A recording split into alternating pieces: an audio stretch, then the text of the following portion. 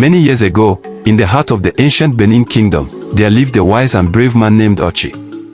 He was a skilled hunter and spiritual leader, respected by his people for his wisdom and courage. But during this time, the great Benin Empire was facing internal unrest. Chiefs argued over land, and the Oba's authority was being challenged. The once peaceful kingdom became filled with fear, confusion, and bloodshed. Auchi, deeply concerned for the safety of his family and followers, decided it was time to leave. Guided by visions from his ancestors and the gods, he gathered his family, close relatives, and loyal companions and began a long and uncertain journey northward. His wife carried their youngest child on her back, while the older children helped carry food and tools.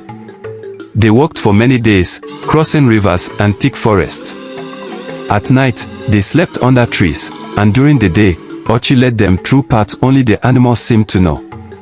He hunted game, shared stories by the fire, and prayed at sacred trees for protection. One evening, they reached a beautiful land filled with hills, streams, and green trees. The animals roamed freely, the soil was rich, and the air was calm.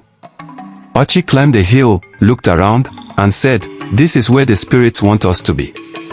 He called the place Auchi's land, which over time became known as Auchi.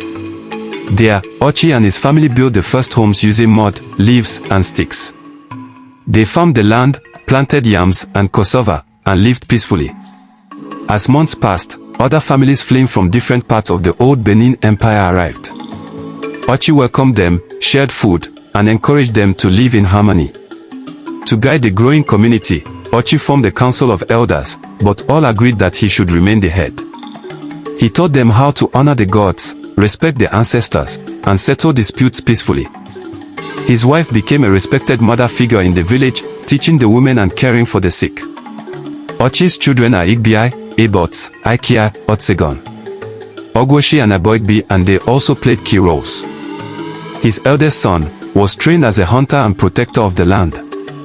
His daughter, Aboigbi, was known for her intelligence and helped in advising the women and youth. As the family grew, so did Auchi. Years later, when Auchi grew old, he called his family together and said, "Take care of this land, honor the ancestors, and never forget where we came from." After his passing, he was buried on the hill where he had first declared the land sacred. Generations later, Auchi's descendants would become kings, chiefs, and scholars. The people would remember him not just as a founder, but as a father to a people. His legacy still lives in the hearts of the Etsoko people, and every time the name Auchi is spoken, it echoes the story of Auchi and his family, the brave ones who turned an unknown land into a thriving kingdom.